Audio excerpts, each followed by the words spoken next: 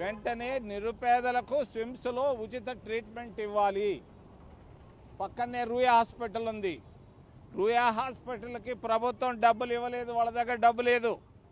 మేము అడుగుతున్నాం తిరుపతి దేవస్థానాన్ని, మీ దగ్గర అలిపిరి దగ్గర ఉన్న బిల్డింగులు మాకు ఖచ్చితంగా ఇవ్వాలి, ఇచ్చి తీరాలి, రాబోయే బోర్డులో మీరు పెట్టాలి. మేము తీసుకుంటున్నాం, మీరు ఇస్తున్నారు. మరి చంద్రబాబు పరిపాలనకు ఒక ఉదాహరణ ఇస్తున్నా.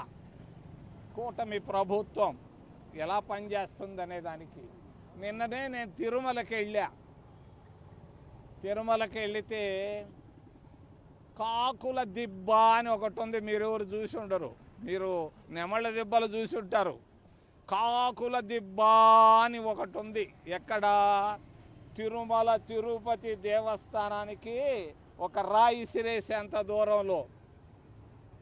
కూటమి ప్రభుత్వం మరి ముఖ్యంగా తిరుమల తిరుపతి దేవస్థానం పరిపాలనకు అది ఒక గొప్ప నిదర్శనం. కాకుల దిబ్బ పోయి చూడండి మీరంతా.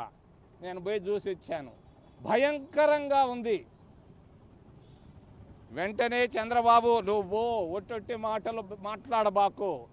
వెన్న, నెయ్యి, లడ్డు, ముద్ద ఇవన్నీ వద్దు. కాకుల దిబ్బను వచ్చి చూడు. ఆఫీసర్లు పోయి వెంటనే చూడమని నేను డిమాండ్ చేస్తున్నా.